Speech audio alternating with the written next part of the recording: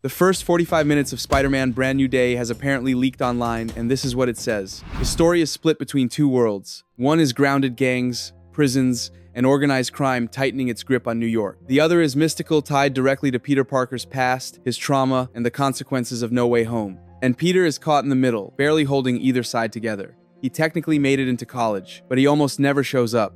Peter has fully chosen Spider-Man over Peter Parker. Classes are skipped, relationships are ignored. His life outside the suit is treated like a distraction instead of something worth protecting. Bruce Banner notices this immediately. From Bruce's perspective, Peter barely exists as a student. He doesn't attend lectures, doesn't engage, doesn't connect with anyone. He isolates himself because he believes responsibility means carrying everything alone, the same mistake Bruce once made. When Peter does attend class, it's only to avoid being expelled. That's where he meets Joyce Delaney, played by Sadie Sink. They form a loose, surface-level friendship, but Peter never lets it deepen. He keeps her at arm's length the same way he keeps everyone else out. Then Michelle returns to New York. After transferring from MIT to Peter's university, her presence destabilizes him completely. She represents the life he lost, the connection he erased, and the version of himself that no longer exists. That emotional pressure hits hard, and that's when something else starts going wrong. Peter notices his powers are failing, not all at once. Small things, delays, missed instincts.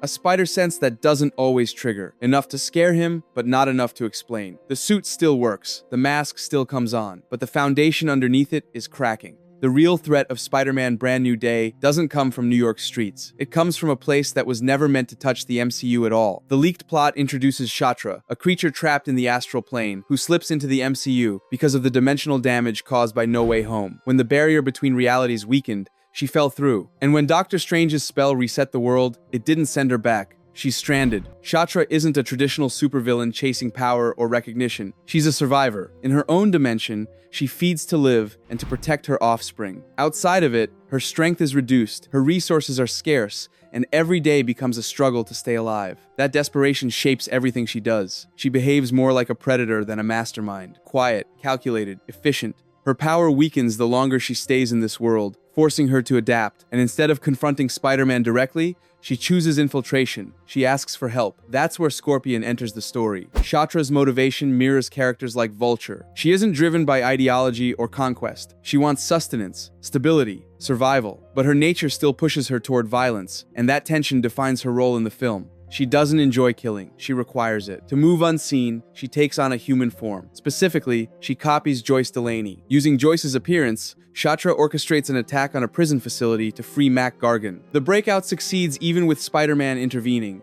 and from the outside, it looks like Joyce was involved. Witnesses report seeing her at the scene. Damage control starts connecting dots that don't actually exist. And just like that, the movie's conflict locks into place. Peter doesn't just have a monster on the loose. He has an innocent person being framed for crimes committed by something wearing her face. And while Shatra stays hidden, feeding and regaining strength, the chaos she leaves behind pulls in forces that don't ask questions first. That's when damage control steps in. Once the prison break hits the news, everything spirals fast. Damage control is already under pressure. Multiple agents are killed, others are left mentally compromised, and the operation looks like a complete failure. With bodies piling up and no clear explanation, the new head of damage control, Tremel Tillman's character, steps in to take control of the situation. Witnesses all report the same thing. A girl was seen near the scene. They don't know about Shatra. They don't know about shapeshifting or the astral plane. They only know that Joyce Delaney's face keeps showing up wherever things go wrong. So they make their move. Joyce is arrested. From the outside, it looks justified. She was near the prison. She was seen during the chaos. Gargan escaped. Damage control needs someone to blame, and all the evidence points in one direction. When they start digging into her background, it only gets worse. Her identity doesn't hold up, records don't match, details contradict each other. And when Joyce refuses to reveal anything more about herself, suspicion turns into certainty. To damage control, this isn't a scared civilian. This is someone hiding something massive. That's the key distinction the leak makes clear. Tremel's character isn't written as a villain. He isn't acting out of hatred or cruelty. From his perspective, Joyce is connected to multiple deaths, a prison break, and the escape of a violent criminal. Every choice he makes feels logical, even if it's wrong. And that's what makes the situation dangerous. Because while an innocent person sits in custody, the real threat stays free. This is what pushes Peter back into action. Clearing Joyce's name becomes personal. It's no longer just about stopping a monster or fixing his powers. Someone is being punished for something he knows she didn't do, and that responsibility lands squarely on him. At the same time, another hunter enters the story. Frank Castle is after the same trail, not to save Joyce, but to kill Scorpion. Gargan's escape puts him back on Frank's radar, and this time, he isn't planning to let anyone get in the way. Two paths, two motives, one target, and both of them are heading straight toward the same blood-soaked trail Gargan and Shatra are leaving behind. This is where the movie's threat becomes physical. Shatra isn't built for open combat. She's a manipulator, a survivor, a creature that feeds through strategy rather than strength. Scorpion is the opposite. He's violence with a pulse, and once he's free, New York's criminal underworld feels it immediately. Mac Gargan doesn't escape prison empty-handed. Waiting for him is a suit of armor that had been kept hidden, upgraded, reinforced, and designed to turn him into something far more dangerous than before. With his gang reunited and his power restored, Scorpion moves fast. He doesn't hide. He doesn't negotiate. He eliminates. Rival gangs are wiped out one by one. Territory changes hands overnight. Anyone connected to the people who helped put him behind bars becomes a target. Spider-Man, Vulture, Tombstone. This isn't just a power grab, it's revenge. And while Scorpion builds his empire through brute force, Shatra gets exactly what she needs. The chaos provides cover, the bodies provide sustenance. Every move Gargan makes strengthens her position and buys her more time in a world that's actively rejecting her. Peter and Frank follow the same trail, but they read it differently. Spider-Man sees patterns, fear, escalation, innocent people caught in the crossfire. Punisher sees confirmation. Gargan is back, and he's worse. As they move through the city, the damage becomes impossible to ignore. Criminals are found torn apart. Some are half-eaten. Others show signs of mental collapse before death. Among the victims is Frederick Foswell, a name that signals how deep this spiral is going. This isn't random violence anymore. It's organized, it's intentional, and it's accelerating. By the time Peter realizes he's no longer chasing one threat, but two working in tandem, it's already too late to stop the momentum. Shatra is feeding. Scorpion is expanding, and Joyce remains locked in a cell for crimes she didn't commit. The city is bleeding, and the clock is running out. Which leads directly to the moment Peter finally comes face to face with the creature pulling the strings. Peter's first real encounter with Shatra doesn't play out like a fight.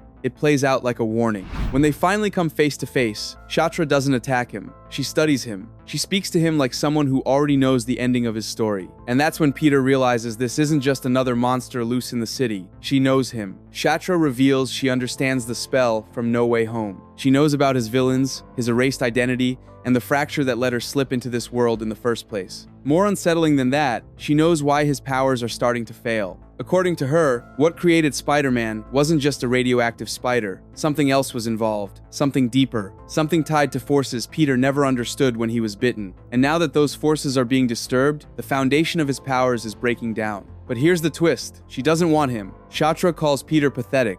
Not because he's weak, but because he's alone. She sees him isolating himself, cutting off everyone who matters, trying to carry responsibility like a punishment instead of a choice. To her, he isn't a threat. He's just another broken creature pretending to survive. She offers him a deal. She won't harm his friends. She won't consume anyone close to him. She'll even kill Scorpion herself if Gargan steps out of line. All Peter has to do is walk away, stop interfering, stop digging, stop trying to fix what's already broken. For a moment, it almost works. But Peter doesn't walk away. He ignores the warning and commits to stopping her anyway, even as his powers continue to glitch. Webs misfire. His strength fades at the worst moments. The mask starts to feel heavier every time he puts it on. Shatra lets him go, not because she's afraid of him, but because she's confident he won't survive what's coming if he keeps pushing. And with that encounter, Peter understands something terrifying. This isn't just a battle for the city, it's a battle for who he actually is. Which leaves him with one option left. If his powers are failing and the answers aren't mystical, then the solution has to be scientific.